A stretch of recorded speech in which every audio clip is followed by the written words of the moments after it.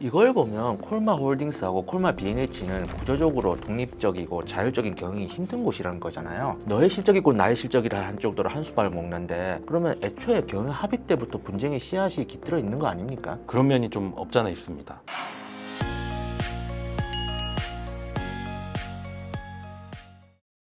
회계는 기업의 언어라고 하죠. 재무제표의 숫자로 현상을 들여다봅니다. 더벨스 뷰. 오늘은 재벌계 현실남의 다툼이 부자 싸움으로 커진 콜마그룹을 조명하려 하는데요. 콜마그룹을 출입하는 안준호 기자와 함께합니다. 저는 원충이입니다. 네, 산업산부 근무하고 있는 안준호 기자입니다. 콜마그룹은 지주사인 콜마홀딩스가 자회사인 콜마 B&H에 사내이사 선임을 위한 임시주총 소집을 요구하면서 분쟁이 시작되었는데요. 이후 창업주인 윤동환 회장이 딸인 윤여원 대표 손을 들어주면서 지금 총 3건의 소송이 이어지고 있습니다. 승계 과정에서 가족 경영에 대한 3자 합의가 있었는데 이를 윤 부회장이 어겼다는 내용도 포함되어 있습니다. 안 기자, 콜마그룹 오너가의 싸움이 이 시작점이 이제 콜마 B&H의 실적 부진이라고 해서 이제 제가 재무제표 좀 들여다봤거든요. 윤여원 사장이 대표가 된 게 2020년쯤이죠. 2020년에 공동대표였다가 작년 1월에 단독대표 체제로 바뀌었습니다. 2020년 매출이 이제 연결 재무제표 기준으로 6천억을 찍었는데 그때부터 계속 비슷한 수준이었거든요. 근데 에비타는 굉장히 감소했더라고요. 네, 2020년 연결 재무제표 기준 1,176억 원, 그리고 매년 감소하다가 작년에는 436억 원이 됐습니다. 같은 기간 영업현금 흐름도 770억 원에서 지난해 392억 원까지 감소했는데요. 영업현금 창출력이 상당히 저하된 상태고, 이 배경을 보면 건강기능식품 일명 건기식 시장 성장 자체가 좀 둔화가 됐고, 인건비, 감가상각비 같은 고정비 지출 규모가 상당히 확대되었습니다. 차입금에도 좀 이슈가 있어요. 2020년 연결 기준으로 보면 한 415억 정도 됐는데 지금은 거의 2248억이에요. 5배가 는 거거든요. 당연히 이자 비용도 8억 원에서 89억 원, 그러니까 10배 늘었죠. 차입금 의존도 같은 경우도 8.2%에서 32.6%까지 올랐는데요. 통상 30% 이하를 적정선이라고 보는데 이거는 적정선을 좀 넘은 것 같죠? 네, 말씀하신 부분이 맞고요. 네, 다행스러운 부분은 부채 비율 자체는 74.8%로 100% 미만에서 관리가 되고 있습니다. 올해 1분기 들어서 살펴보면 차입금이 전년 말 대비 3.3% 감축이 됐고, 차입금 의존도는 1.1%포인트가량 개선이 된 상태입니다.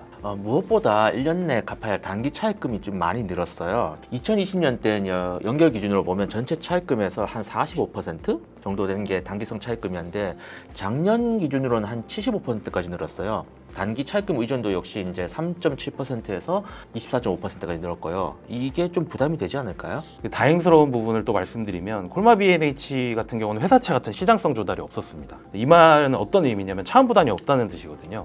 차입금이 전부 은행 대출이기 때문에 은행이랑 협의만 잘하면 금방 이제 만기를 연장할 수 있고요. 실제로 상환 부담이 그렇게 생각보다 크지는 않을 전망입니다. 더군다나 이제 빌린 돈을 엉뚱한 데 쓴 거는 아니고요. 대부분 시설 투자에 사용을 했고, 대표적인 게 아까 말씀드렸던 건기식을 만드는 세종 3공장인데요. 여기에 이제 583억 원을 사용했습니다. 그건 저도 봤습니다. 지난 5년간 자본적 지출, 그러니까 캐펙스죠.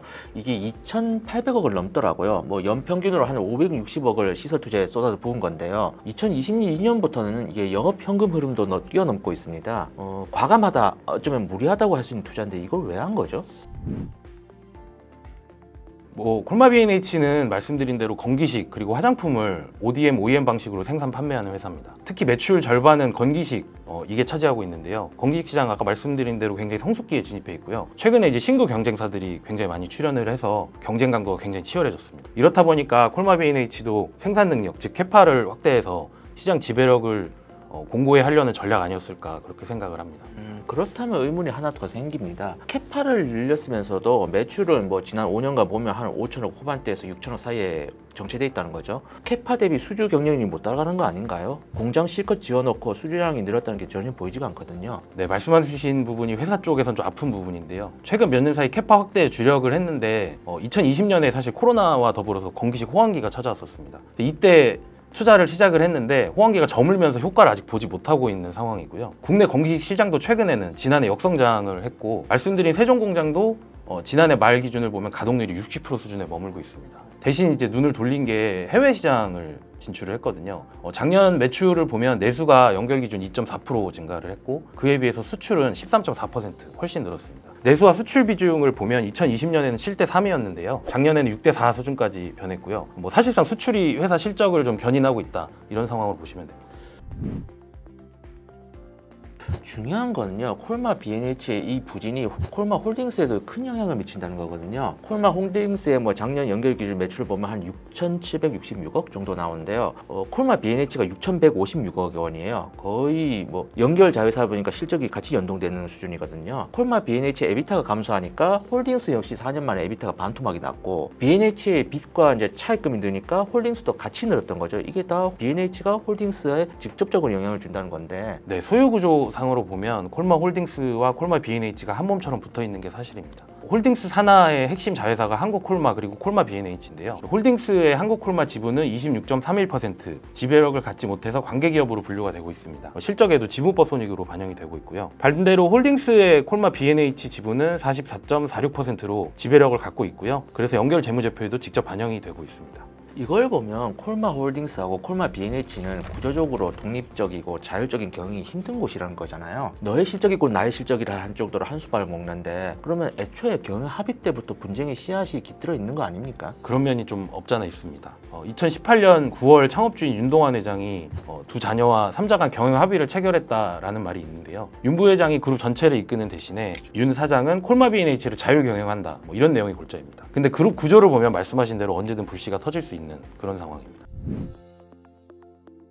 참 이게 좀 아이러니한 게요. 경영권 분쟁이 벌어졌는데 오히려 의외의 이득도 있다는 거예요. 예를 들면 윤상현 부회장 같은 경우는요. 보유한 홀딩스 주식 그러니까 1,089만 주 정도 되는데 이 중에서 974만 주 가까이를 이제 대부분 대출 담보로 잡혀 있거든요. 그중 일부는 담보 유지 비율이 한 170% 정도 되는데 주가가 떨어지면 한 11,200원, 11,400원 정도 밑으로 떨어지면요. 추가 담보를 요구하거나 뭐 대출을 감액하는 이제 마진콜이 올 수 있거든요. 네, 현재 콜마홀딩스 주가를 보면 18,000원, 19,000원대를 오가고 있습니다. 경영권 분쟁으로 주가가 오르면서 오히려 마진콜 위험은 벗어난 상황이고요. 그러니까 좀 웃긴 거예요. 올 3월, 4월만 해도 홀딩스 주가가 1만 원 미만이었어요. 경영권 분쟁이 주가를 띄어서 이제 천우신조가 된 거고요. 윤여한 사장도 마찬가지입니다. 홀딩스 지분 255만 주의 대부분을 다 담보로 잡혀 있거든요. 마진콜 위험이 생길 만한 절묘한 타이밍에 경영권 분쟁이 터지는 거죠. 득도 있지만 실도 있는 게 이번 분쟁에서 지면 둘 다 잃을 게 많습니다. 윤 사장은 경영권을 잃고 윤 부회장의 경우에는 윤동환 회장이 과거 징여했던 콜마홀딩스 지분 13.41%를 반환하라는 소송을 냈거든요. 만약 윤 회장이 승소하게 되면은 윤 부회장은 대출 상당 부분을 갚고 주식에 걸린 질권을 푼 뒤에 돌려줘야 하는 이중고를 치르게 됩니다. 지금 상황을 보면 이 문제는 단시간에 끝날 일은 아닌 듯합니다. 추후에도 업데이트된 소식이 있으면 다시 모시겠습니다. 수고하셨습니다, 한 기자. 감사합니다.